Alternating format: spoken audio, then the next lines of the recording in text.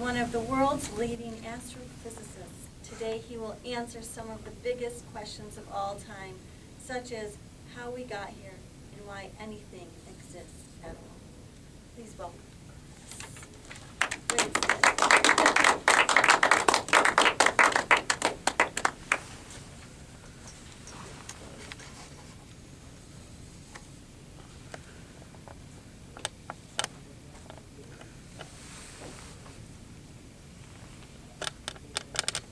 Today, we're going on a journey. We're going to be like voyeur gods floating quietly through the young universe, observing its inception. We're going to watch the universe change and grow, and we'll eventually see how it led to the curious little phenomena that we call human beings. This is a creation story with all of the theater, magnificence, and wonder of any creation story of any religion. But this creation story is different in one very important way. It's entirely true. This is a story that is told by all of the data collected by astronomers over millennia. This is a story that fits the equations that Newton and Einstein described to tell us about the physical world.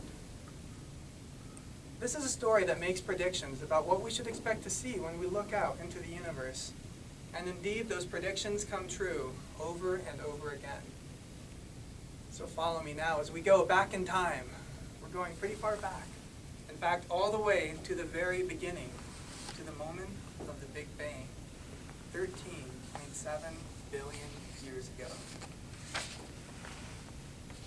All matter, all energy, and everything that will ever exist in the universe exists now in an impossibly small point. Point is infinitely hot and dense.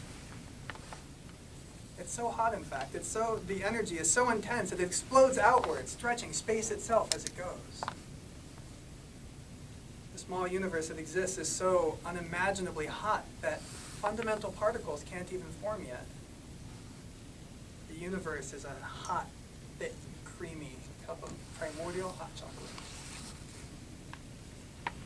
As the universe continues to expand, the energy becomes more dilute, and it begins to cool. It's still unimaginably hot, but it's finally cool enough for fundamental particles to form. For the first time, quarks, electrons, photons are blipping into existence. Now we can't see any of this because the universe is just a big opaque mess.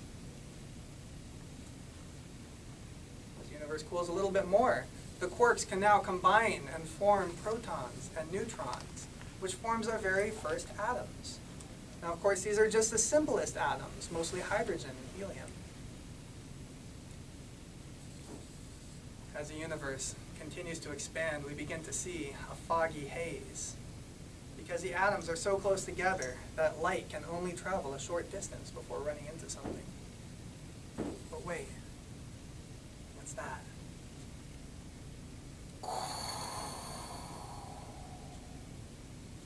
The universe cries out in a deep, thick, breathy roar.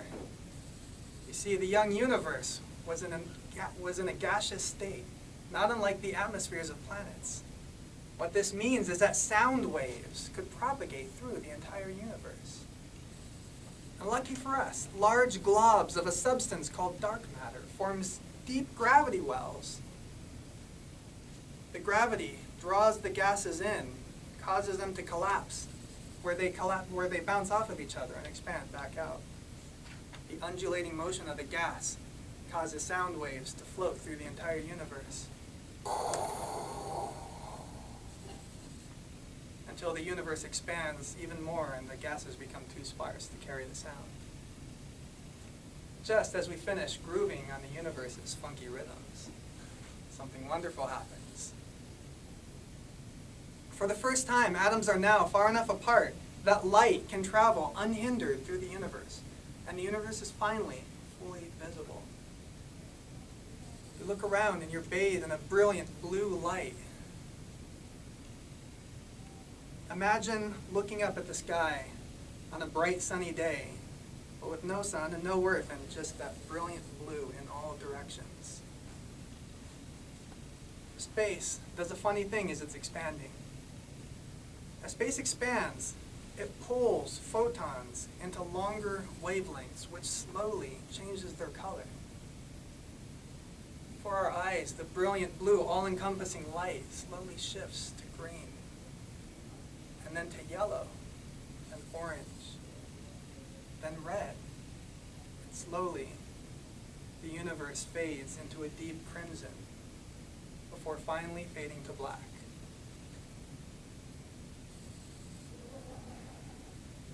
The universe continues to expand, and the hydrogen and helium atoms are now so sparse that they don't form a coherent atmosphere that we needed to drive the sound earlier.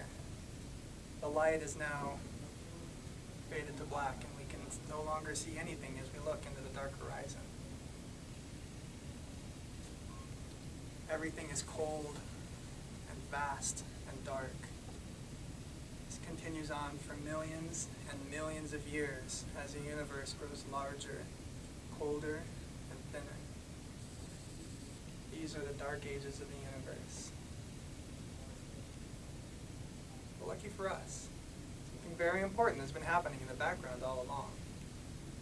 Remember those globs of dark matter that had earlier caused the gases to collapse in and back out?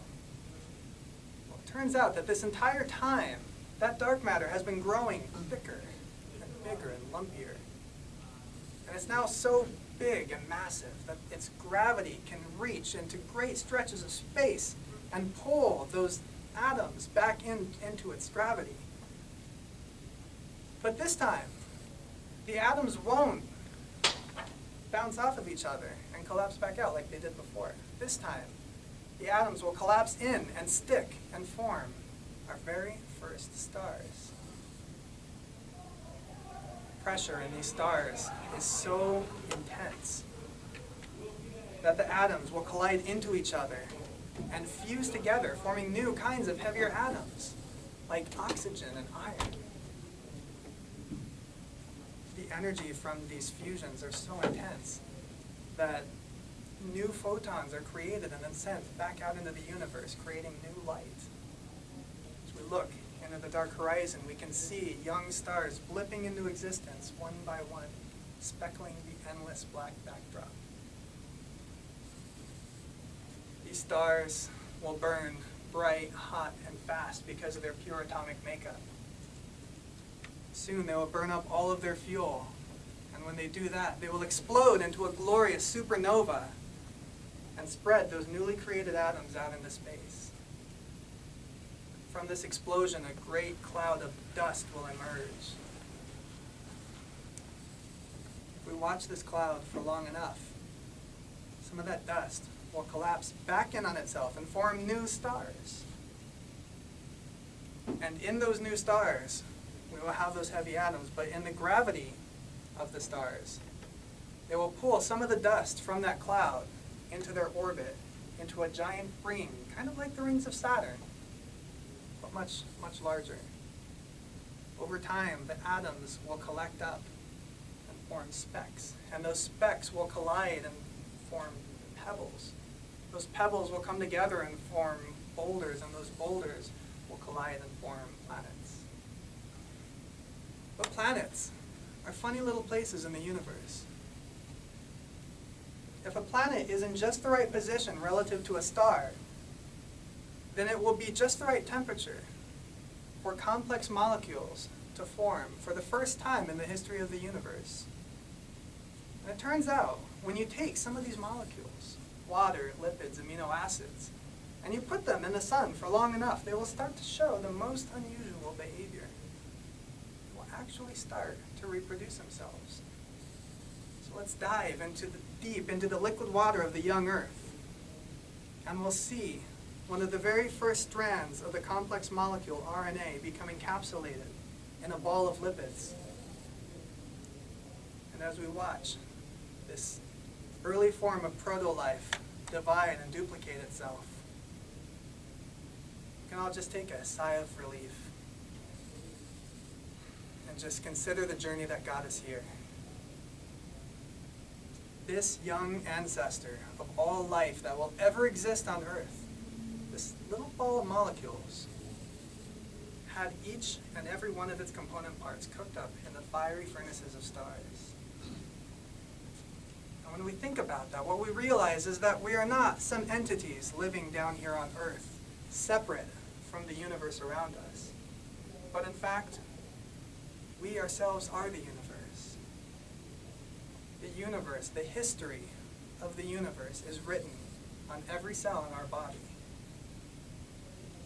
Decompressing after all that we've witnessed, we can only gaze in an awestruck wonder as we consider the journey that will take us from this little simple ball of molecules into the complex creatures that sit in this room tonight, considering our own existence and our place in the universe.